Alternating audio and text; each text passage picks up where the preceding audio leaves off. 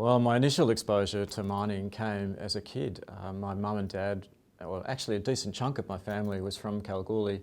And even though I was born in Sydney, we did quite a bit of travel backwards and forwards, so I got some early exposure to Kalgoorlie and the mining industry in and around. And I heard a lot about the history of the family and our involvement in mining. Both my grandfather and my great-grandfather on my father's side were mine managers along the Golden Mile. And on my mum's side, my grandfather was a lecturer at the School of Mines. So you could argue it was just fate that I was going to end up in mining. It was somewhat of a last-minute decision to go to the School of Mines. I'd finished high school in Sydney and was still second-guessing what I was going to do. I figured it could be some sort of engineering, but without really being definitive about it. But it became pretty clear to me that at that time I was also keen to move away from home, and Kalgoorlie was about as far away from Sydney as I could get, so that was the decision, and never really looked back. Thoroughly enjoyed my time in Kalgoorlie. Just had that fantastic kind of deep, rich history in and around mining, and in going to the School of Mines, you really got that sense of your participation in the industry, and the work flowed, during the year for bits and pieces of participation in mining, and of course during the breaks over, in particular the extended breaks over the Christmas periods. You could really get stuck into your initial work experience, and for all of that, just amazing experience, and you couldn't really ask to be closer to the industry while you're studying than what happens at the School of Mines in Kalgoorlie. I consider myself incredibly lucky to have been able to go there and enjoyed that time immensely. In 1994, the industry was in the doldrums.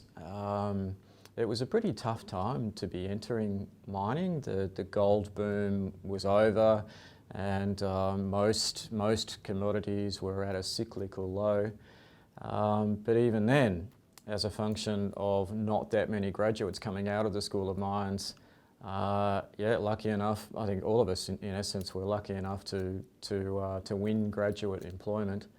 And for me personally, I think I really landed on my feet with a job with Western Mining Corporation and a fantastic graduate program to give me that entree to the industry, and enjoyed time working underground and then eventually moving into an engineering role. But thoroughly enjoyed that time, and as I alluded to earlier, I'm just really thankful that I a bit of fate, make the decision to go to Kalgoorlie, and probably the best thing I ever did.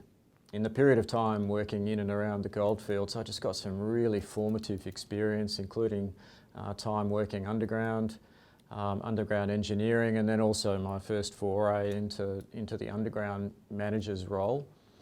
And working in those locations, they, at least in some respects, especially Norseman, it really was the old school, handheld machine mining.